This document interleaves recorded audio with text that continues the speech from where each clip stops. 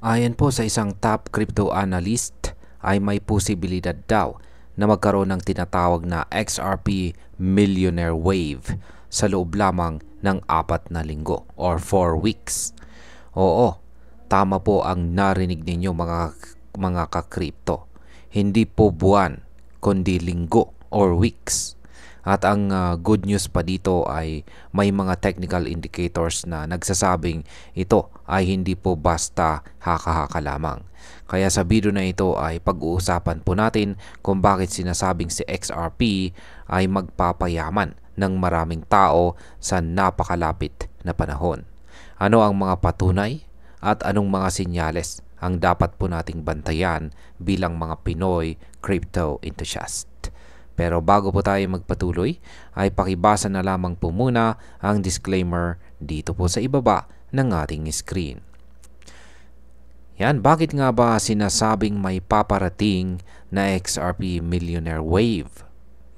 Isa po sa mga dahilan kung bakit pinaniniwala ang darating ang tinatawag na XRP Millionaire Wave ay dahil sa tinatawag na Altcoin Season Index. Ayon po sa datos, itong index na ito ay unti-unti nang umaalis sa Bitcoin season territory at papunta na sa altcoin season.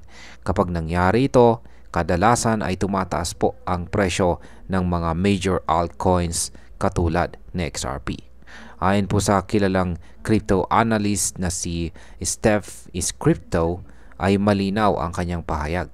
Ang sabi niya ay XRP will create so many new millionaires in the next 4 weeks. Kaya yan ang tindi po. Ang lakas ng loob ng kanyang statement. Pero hindi ito basta prediction lamang. Dahil may kasama po itong technical analysis. Yan, paano naman po natin malalaman kung totoo nga ang prediction na ito?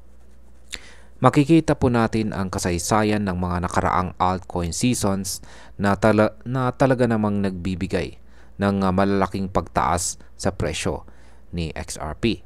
Noong kalagitnaan po ng taong 2023 ay umabot sa XRP sa presyo na 0.93. Sa simula naman ng taong 2024 ay umakyat ito sa 0.74. Pero ang pinakamatinding pagtaas ay nangyari po mula November 2024 hanggang January 2025. Sa panahong ito ay umangat po sa XRP mula sa presyong 0.55 papuntang 3.39. Kaya kung ikaw ay isa sa mga nakapwesto ng maaga noon, ay malamang ay nararanasan mo ang magandang kita. Kaya ang tanong ngayon ay mauulit kaya ito? Ano naman ang estado ni XRP ngayong July 2025? Simula pa lamang ng July ay nagpakita na po si XRP ng magandang performance. Nagsimula po ito sa presyong $2.23 at pumalo po ito sa all-time high na $3.65 sa loob lamang ng 3 linggo or 3 weeks. Ngayon ay nananatili po si XRP sa presyong $3.11 kung saan ay itinuturing na isang critical support level. Ayon sa mga technical analysts ay maganda po ang ganitong setup dahil kapag nananatili sa itaas ng support ang isang coin ay mas malaki ang posibilidad na ito ay muling tataas or aakyat. Ibig sabihin ay maaring hindi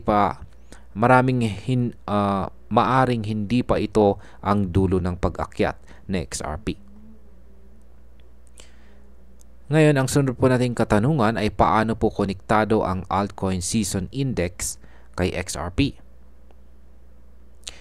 Kapansin-pansin na ang pagtaas ng XRP ay kasabay po ng paggalaw ng Altcoin Season Index papunta sa mid-47 na level.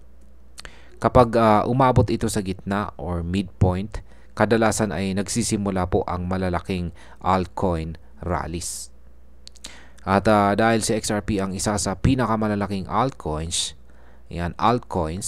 siya ang isa sa unang tinatamaan ng positive momentum. Isa pang kilalang trader na si Ginoong Peter Brandt ang nagsabing papasok na tayo sa panibagong altcoin season.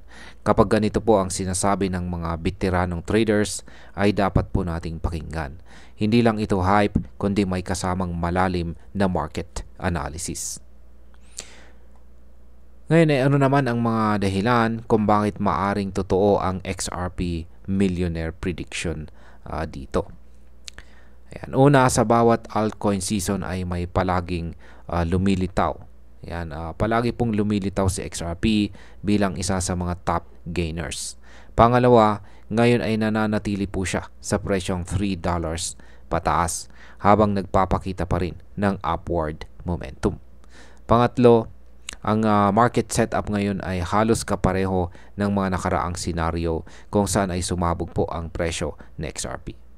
Dagdag pa dito sa XRP ay ito ang ikalawang pinakamalaking altcoin sa market. Kaya kapag gumalaw po ang buong market, ay siya ang isa sa mga unang tumataas. Ayon sa analysis, ang ganitong klaseng setup ay tinatawag na optimal condition para sa malaking pagtaas ng presyo.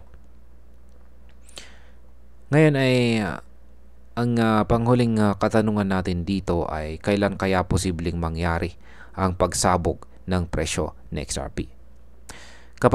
Kung pagbabasihan natin ay ang projection ng mga analyst, posibleng sa loob ng susunod na 4 na linggo or 4 weeks. At makikita na natin ang galaw na ito. Ibig sabihin ay kailangan natin na maging alerto at magkaroon ng tamang entry at saka exit strategy kung nais po nating masabayan ang posibleng millionaire wave. Pero paalala lamang po, ang crypto market ay volatile. Pwede po itong tumaas pero pwede ring bumagsak ng mabilis. Kaya mahalaga po ang tamang risk management at huwag po tayong basta sumunod lamang sa hype. At ayan, kung totoo man ang XRP millionaire wave prediction ay malaking oportunidad po ito para sa atin bilang mga Pinoy crypto enthusiast, particular po sa mga maagang nakabili or balak pang pumasok. Kapag dumating po ang altcoin season, ay pwede pong mag-multiply ng ilang ulit ang ating investment. Pero kung hindi po tayo handa, ay pwede rin itong maging dahilan ng pagkatalo. Para po sa mga naghahanap ng timing para pumasok sa market, ay pwedeng ito na ang simula ng panibagong cycle. Pero para po sa mga may hawak na, ang tanong ay kung kailan ang tamang panahon para mag-take profit. At bilang panghuli, para sa akin ay napaka-interesting ng sinyales na ipinapakita po ng market ngayon. Ang altcoin season index, ang presyo ng XRP at ang kasaysayan po ng galaw ng altcoin market ay lahat ay pabor kay XRP. Pero hindi pa rin po tayo dapat maging kampante. Dapat po nating bantayan ang market araw-araw at gumawa ng tamang diskarte base sa ating financial goals.